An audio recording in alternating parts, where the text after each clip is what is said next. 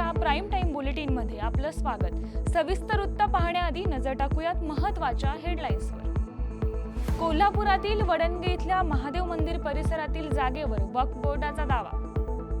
Doctor Panjabrao Deshmukh यांना भारतरत्न द्या, खासदार बळवंत वानखडे यांची मागणी। ब्राह्मण समाजाची अस्मिता दुखावणारं ते दृश्य फुले चित्रपटातून काढून टाका, सोनल भोसेकर यांची मागणी।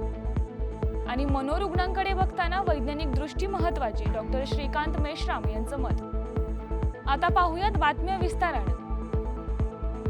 लोकसभेत वक्फ बोर्ड सुधारणा विधेयकावरील चर्चेत केंद्रीय गृहमंत्री अमित शहा यांनी कोल्हापूर जिल्ह्यातील वडणगे इथल्या महादेव मंदिर आणि बीड जिल्ह्यातील कंकलेश्वर मंदिराचा उल्लेख केलाय। त्यामुळे कोल्हापूर शहराला लागून असलेल्या करवीर तालुक्यातील वडणगे येथील महादेव मंदिर पुन्हा एकदा चर्चेत आले। करवीर महात्म्यात उल्लेख करणाऱ्या वडणगे इथल्या महादेव मंदिर परिसरातील जागेवर वक्फ बोर्डानं दावा केल्याचं गावकऱ्यांचं म्हणणं आहे। या जागेच्या मालकी हक्कावरून अनेक वर्षांपासून वडणगे ग्रामपंचायत व मुस्लिम समाज यांच्यात न्यायालयीन वाद सुरू आहे। दरम्यान केंद्रीय गृहमंत्री अमित शहा यांनी संसदेत वडणगे इथल्या महादेव मंदिराचा उल्लेख केल्यानंतर गावातील दोन्ही समाजातील नागरिकांकडून दावे प्रतिदावे करण्यात आले। आणि अमित शहाजी यांनी आमच्या वडणगे गावाचा उल्लेख करून केंद्रामध्ये आम्हाला दिलेला एक प्रकारचा न्याय आहे। कारण ज्या पद्धतीने देशामध्ये बोर्डानं आपली जागा लावलेला आहे, जागा हस्तांतरित करायला, जागा अखत्यार करण्याचा, त्याला विरोध म्हणून पहिल्यांदा देशामध्ये आमच्या वडणगे गावानं विरोध केला। संपूर्ण गाव बंद पाळला गेला। त्या अनुषंगाने याची दखल अमित शहाजींनी घेतली। आज आम्हाला खरोखरच या दोन्ही जागा ज्या आहेत त्या पूर्णपणे भिन्न आहेत। या मालकीबाबतचे, या जमिनीच्या मालकीबाबतचे न्यायालयामध्ये आतापर्यंत जवळपास 5 ते 6 निकाल झालेले आहेत। कनिष्ठ आणि वरिष्ठ स्तर न्यायालयाने याबाबतचे निकाल दिलेले आहेत ते पूर्णच्या पूर्णपणे मुस्लिम समाजाच्या बाजूने दिलेला आहे। त्याच्यामध्ये त्यांनी स्पष्टपणे उल्लेख केलेला आहे की याची जी मालकी आहे ती पूर्णपणे मुस्लिम समाजाची आहे। अमरावती लोकसभा मतदारसंघाचे खासदार बळवंत वानखडे यांनी आज लोकसभेत भारताचे माजी कृषी मंत्री व थोर समाजसुधारक डॉक्टर पंजाबराव देशमुख यांना मरणोत्तर भारतरत्न पुरस्कारानं सन्मानित करण्याची मागणी केली। यावेळी बोलताना खासदार वानखडे म्हणाले की डॉक्टर पंजाबराव देशमुख यांनी भारतीय कृषी क्षेत्रात ऐतिहासिक कार्य केले। त्यांनी हरित क्रांतीला प्रेरणा दिली आहे, सहकारी बँकिंग आणि ग्रामीण शिक्षण प्रणाली मजबूत केली, शेतकऱ्यांच्या हक्कासाठी त्यांनी संघर्ष केलाय आणि स्वतंत्र भारताचे कृषी धोरण तयार करण्यात त्यांचं योगदान अत्यंत महत्त्वाचं आहे।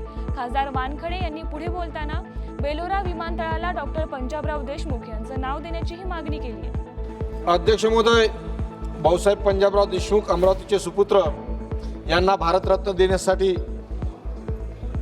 ची शिफारस करण्यासाठी मी आपल्या माध्यमातून सरकारला विनंती करण्यासाठी उभा आहे। अध्यक्ष महोदय, भाऊसाहेब पंजाबराव देशमुख या सभागृहाचे सदस्य होते आणि भारताचे पहिले कृषी मंत्री म्हणून त्यांनी फार मोठं त्यांचं योगदान कृषी क्षेत्रात आणि शेतकऱ्यांसाठी आहे। अध्यक्ष महोदय, भारतीय राज्यघटनेच्या संविधान सभेत सुद्धा ते सदस्य होते आणि त्यांनी फार मोठं काम योगदान या घटनापीठात केलेलं आहे। तसेच बाबासाहेब आंबेडकरांच्या सोबत राहून अस्पृश्यता निवारणाच्या संदर्भात त्यांचं फार मोठं योगदान आहे। क्रांतीसूर्य महात्मा ज्योतिबा फुले व सावित्रीबाई फुले यांच्यावर आधारित फुले हा चित्रपट येत्या 11 एप्रिलला प्रदर्शित होत आहे। या चित्रपटाचा टीझर रिलीज झाला असून त्यामध्ये ब्राह्मण समाजाची अस्मिता दुखावणाऱ्या काही गोष्टी असल्याचा आरोप ब्राह्मण समाजाकडून करण्यात आला। ब्राह्मण समाजाचा सावित्रीबाई फुले यांना विरोध असण्याचं काही कारण नसून TRP वाढवण्यासाठी हे दृश्य या चित्रपटात घेण्यात आले। त्यामुळे हे दृश्य चित्रपटातून वगळण्याची मागणी करण्यात आली। याविषयी ब्राह्मण समाजाकडून सातारा जिल्हाधिकारी यांना निवेदनही देण्यात आले। आज आम्ही सगळे एकत्र या ठिकाणी येऊन जिल्हाधिकारी कार्यालयात निवेदन देण्याचं एक कारण म्हणजे 11 जुलैला फुले या दाम्पत्यावर एक चित्रपट प्रदर्शित होत आहे आणि त्याचा टीझर काही दिवसापूर्वी रिलीज झाला आणि त्या टीझरमध्ये एक दृश्य दाखवलेलं आहे की आमचा एक छोटा बटू ज्याची मुंज झालेली आहे, जानवं आणि शेंडी आहे आणि हा बटू तिथे चिखलपेट म्हणा किंवा शेणफेक करत आहोत। तर समस्त ब्राह्मण समाजाच्या भावना याच्यामुळे दुखावल्या गेलेल्या आहेत, कारण जानवी आणि शेंडी ही आमच्या अस्मितेचा विषय आहे खरं तर। आणि अशा चित्रपटाच्या प्रसिद्धीसाठी अशी काही दृश्य वापरणं हे घृणास्पद आहे असं आम्हाला वाटतं। वस्तुस्थिती अशी आहे, आपल्या सर्वांनाच माहीत आहे की ज्या वेळेला सावित्रीबाई फुलेंना महिलांसाठी शाळा सुरू करायची होती तेव्हा पुणे येथे आमचे जे ब्राह्मण आहेत भिडे यांनी त्यांचा भिडेवाडा दिला होता। आज सावित्रीबाई फुलेंचं स्मारक त्या ठिकाणी आहे। मग भिडे यांनी जर त्यांचा वाडा त्यांना या चांगल्या कार्यासाठी दिला होता तर ब्राह्मण समाजाचा याला निषेध असण्याचं काही कारणच नाही आहे। मग जाणीवपूर्वक तुम्ही TRP वाढवण्यासाठी जर अशा काही गोष्टी त्याच्यामध्ये करत असाल तर हे निंदनीय आहे। परिचर्या करताना मानसिक आजार होण्यामागे कुठलाही पूर्वग्रह न बाळगता त्यास वैज्ञानिक दृष्टीने बघावं। मेंदूतील रासायनिक बदलांमुळे होणारा हा आजार असून तो होण्यामागे काही वेगळी कारणं आहेत असं प्रतिपादन मेंदू रोग तज्ज्ञ डॉक्टर श्रीकांत मेश्राम यांनी बुधवारी केलं। नंददीप बेघर मनोरुग्ण निवारा केंद्रात अभ्यास दौऱ्यासाठी आलेल्या मुंगसाची कॉलेज ऑफ नर्सिंगमध्ये शिकणाऱ्या परिचारिकांच्या समारोपीय कार्यक्रमात प्रमुख वक्ते म्हणून ते बोलत होते। नंददीप येथे उपचाराधीन मनोरुग्णांना असलेल्या स्किझोफ्रेनिया या आजाराची गुंतागुंत त्यांनी सोप्या भाषेत समजावून सांगितली। बातमीपत्रात वेळ झाली आहे छोट्याशा विश्रांतीची, लगेचच परत येऊयात, तोपर्यंत पाहत राहा न्यूज अनकट। ऐतिहासिक वारसा लाभलेला मराठ मुलूक महाराष्ट्र। या महाराष्ट्राला विविध रंगी छटा आहेत। साहित्य, कला, पर्यटन, नृत्य, भाषा, संत परंपरा अशा विविधतेने तो नटलेला आहे। हीच गौरवशाली विविधता जपत सुवरंग मराठी केवळ महाराष्ट्राच्या सांस्कृतिक संहितेपुरते मर्यादित न राहता समकालीन नवकल्पनांवर आधारित कार्यक्रमांद्वारे मराठी मनोरंजन विश्वात स्वतःची एक अनोखी जागा निर्माण करत आहेत।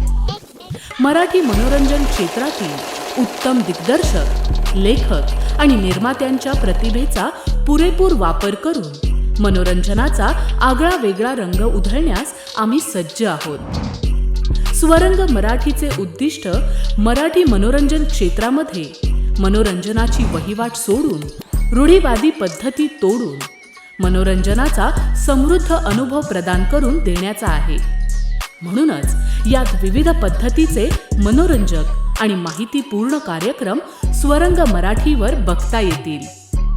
शेवटी एकच, धकाधकीच्या जीवनात धांगडधिंगा करण्यापेक्षा बसूया, हसूया, गाऊया, जगूया। नाती गोती श्रावण मोती गावामधले जीवंत रंग, नाती गोती श्रावण मोती गावामधले जीवंत रंग। चला जोडूया, चला पाहूया, जशी संस्कृती तसा स्वरंग। बातमीपत्रात पुन्हा एकदा स्वागत। आता पाहूयात उर्वरित काही महत्त्वाच्या घडामोडी। जालन्यात अवकाळी पावसामुळे गहू आणि मका पिकाचं मोठं नुकसान झालंय। यामुळे शेतकरी संकटात सापडले। जालना जिल्ह्यात 3 दिवसीय वादळी वाऱ्यासह जोरदार पावसाचा इशारा हवामान विभागानं दिला होता। त्यानुसार जालन्याच्या घनसांगवी तालुक्यातील शेवगळ येथे अवकाळी पावसानं जोरदार हजेरी लावली। यात रब्बी हंगामातील गहू, मका या पिकांना मोठा फटका बसलाय। रब्बी हंगामातील काढणीस आलेलं गहू आणि मका पीक या अवकाळी पावसामुळे आडवं झाले। दरम्यान या नुकसानीचे पंचनामे करून शेतकऱ्यांना तातडीनं नुकसान भरपाई देण्याची मागणी शेतकऱ्यांनी केली आहे।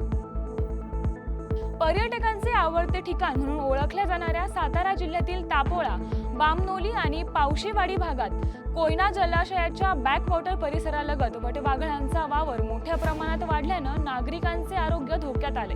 या वटवाघळांमुळे दुर्गंधी आणि गाड्यांचे मोठे नुकसान होत आहे।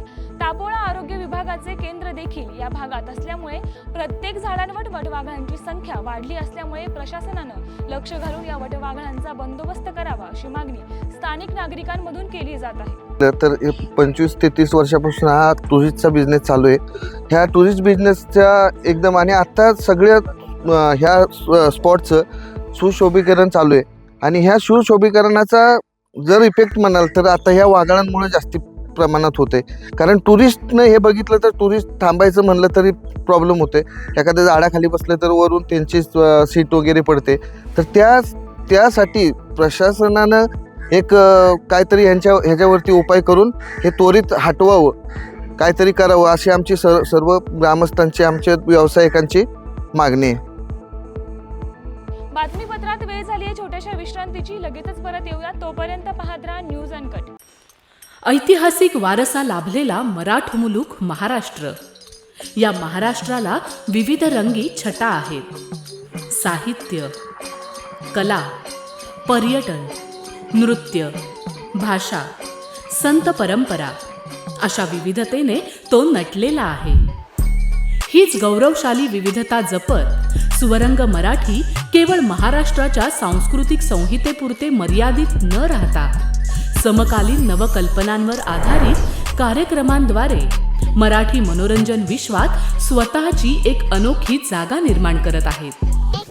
मराठी मनोरंजन क्षेत्रातील उत्तम दिग्दर्शक, लेखक आणि निर्मात्यांच्या प्रतिभेचा पुरेपूर वापर करून मनोरंजनाचा आगळा वेगळा रंग उधळण्यास आम्ही सज्ज आहोत.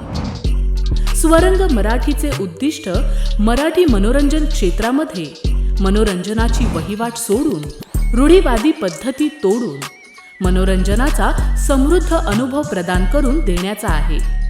म्हणूनच यात विविध पद्धतीचे मनोरंजक आणि माहितीपूर्ण कार्यक्रम स्वरंग मराठीवर बघता येतील. शेवटी एकच, धकाधकीच्या जीवनात धांगडधिंगा करण्यापेक्षा बसूया, हसूया, गाऊया, जगूया. नाती गोती श्रावण मोती गावामधले जिवंत रंग. नाती गोती श्रावण मोती गावामधले जिवंत रंग. चला जोडूया, चला पाहूया, जशी संस्कृती तसा स्वरंग. बातमीपत्रात पुन्हा एकदा सर्वांचं स्वागत. आता पाहूयात उर्वरित काही महत्त्वाच्या घडामोडी.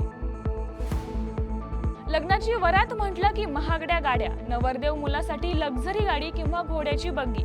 पण गोंदिया जिल्ह्यात एका नवरदेवानं आपली संस्कृती जपत बैलगाडीत बसून आपली वरात काढली आहे. शशिकांत लांजे असं या नवरदेवाचं नाव आहे. मूळचा शेतकरी कुटुंबातील असल्यानं परंपरागत पद्धतीनं वरात नेण्याचं या नवरदेवानं ठरवलं. घरची बैलगाडी सजवून त्यावर बैलगाडा प्रेमी असं लिहिलेली बैलगाडीतील नवरदेवाची वरात सगळ्यांचंच लक्ष वेधून घेत होती. आता या लग्नाची चर्चा संपूर्ण जिल्ह्यात होऊ लागली आहे. माझे नाव शशिकांत दशरथ लंजे फोडशिवनी. मी एक शेतकरी आहे आणि गाडा मालक प्रेमी पण आहे. स्वतः गाडा मालक पण आहो. मला पुराणी संस्कृती जपणे खूप मनापासून आवडते. मी वारात जी आणलेली आहे ती बैलबंडी सजवून आणलेली आहे. मला बहुत खुशी होते की पुराणी संस्कृती जपायची आहे तसं आणि सगळ्या युवा पिढीने हे जपायला पाहिजे. जालन्यात अटक करण्यात आलेल्या 3 बांगलादेशी नागरिकांना 1 वर्ष सक्त मजुरीची शिक्षा सुनावण्यात आली आहे. भोकरदन येथील फौजदारी न्यायालयानं हा निकाल दिलाय. 27 डिसेंबर 2024 रोजी दहशतवाद विरोधी पथकानं भोकरदन तालुक्यातील आणवापाडा येथे बेकायदेशीरपणे वास्तव्य करणाऱ्या 3 बांगलादेशी नागरिकांना अटक केली होती. त्यानंतर भोकरदन न्यायालयानं या 3ही बांगलादेशी नागरिकांची रवानगी जिल्हा कारागृहात केली होती. हुमायून कबीर अली अहमद, माणिक खान जनोद्दीन खान आणि इम्दाद हुसेन मोहम्मद उली अहमद अशी या 3 आरोपींची नावं आहेत. दरम्यान आरोपींची शिक्षा पूर्ण झाल्यानंतर त्यांना पोलीस अधिकाऱ्यांमार्फत बांगलादेशात परत पाठवण्याचे आदेश न्यायालयानं दिले आहेत. बीड तालुक्यातील केतूर येथे नवविवाहित दाम्पत्यानं गळफास घेतल्याची दुर्दैवी घटना घडली. त्यांच्या लग्नाला फक्त 40 दिवस झाले होते. अक्षय गालफाडे आणि शुभांगी असं या मैतांची नावं आहेत. विवाहितेच्या पती अक्षय गलफाडे हा पुणे येथे एका खासगी विद्युत कंपनीमध्ये काम करत होता. क्षुल्लक कारणावरून दोघांनीही गळफास घेतल्यानं बीड जिल्ह्यात खळबळ उडाली. दोघांच्या मृतदेहाचे बीड जिल्हा रुग्णालय येथे शवविच्छेदन करण्यात आले. आमच्या गावातील 9 दाम्पत्य 40 दिवस झालं फक्त लग्न झालेलं आणि साधारण कारण फक्त पुण्याला राहण्या जाण्यासाठी मुलगा म्हणला की मी रूम करतो, मोठी रूम करू आणि आपण 2 दिवसांनी पसारा घेऊन जाऊ. आणि मुलगा पुण्याला जाण्यासाठी गजानन कारखान्यावर गेला आणि माग मुलींनी स्वतः गळफास घेऊन आत्महत्या केली. तर अशा चुकीच्या घटना आहेत. आताच्या तरुणाला माझी विनंती आहे की असे चुकीचे पाऊल काही उचलू नये. या बातमीसह वेळ झाली आहे प्राईम टाइम बुलेटिन मध्ये इथेच थांबण्याची. पाहत रहा न्यूज